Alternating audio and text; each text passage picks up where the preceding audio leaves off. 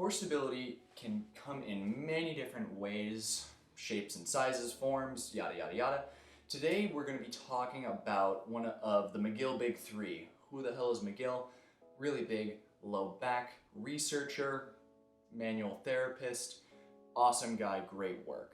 He basically accounted for 3 main exercises for the core that everybody should be kind of thinking about using if we're dealing with low back pain. So today we're talking about the quadruped. That is one of the 3. We'll talk about the other 2 in subsequent videos, but the quadruped is basically, and most people have been in this position, just maybe never called it quadruped. We're gonna get on our hands and knees like so.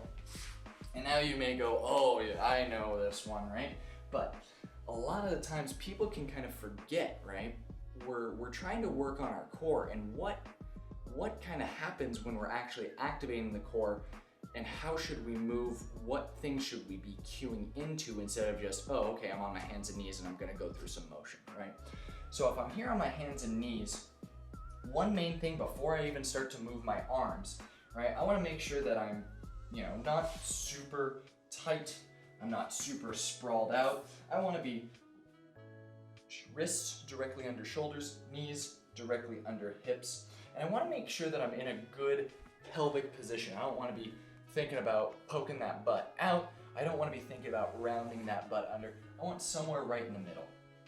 And what I wanna do from here is I want to imagine pushing the ground away, not only from my hands, but from my legs. I wanna think about my knees shooting down into the ground and pushing everything up.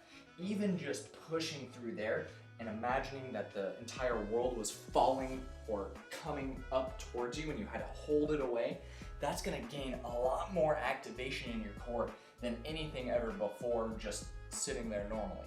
So while we're doing all of these motions, I'm thinking of, oh, I'm pushing the ground away from me, not only with my hands, but with my knees. Okay, with all that out of the way, here are the progressions that we wanna work off of. So first is gonna be the easiest, and that is going to be our arm raises. So again, I'm pushing through the ground, I raise my arm up, and relax. Seems easy enough. Now what I don't want to be doing is I don't want to raise, right? Do you see how the spine is moving in this instance?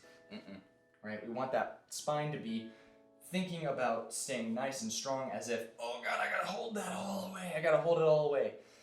So I'm pushing that down and away. I lift the arm and I'll switch back and forth, back and forth.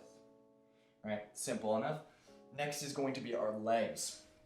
So most people want to just jump straight into lifting the leg. We ain't gonna do that. We're pushing the ground away. What I want to do here is we'll start on this left leg, is I want to slide the leg out and back. Out and back.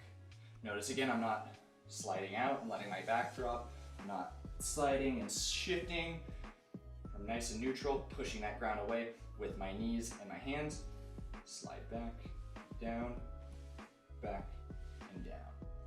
From there, progressing, pushing away, slide back, a little lift, right? Notice that I'm not lifting all that far, because again, this isn't a glute exercise, this is a core exercise. I'm keeping everything nice and tight and just activating what I can activate. Instead of going, here we go, right? You see how this low back gets dumped into? Everything right here is firing. If I have low back pain, that's gonna be the surefire way to get that to get kicked back up. So, we've moved the legs. Now, as we kind of progress farther, this is when we start to become more unstable. This is where I'm gonna be alternating my arms and legs. So if I'm here, I can raise one or the other.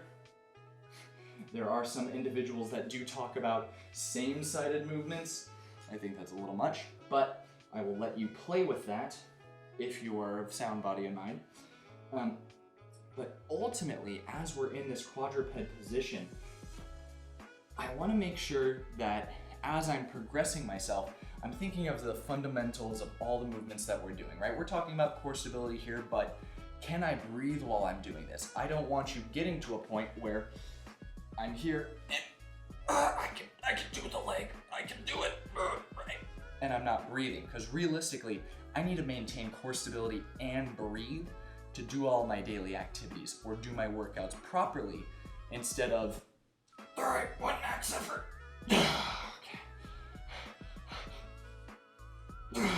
Right? That's not functional. If I'm here,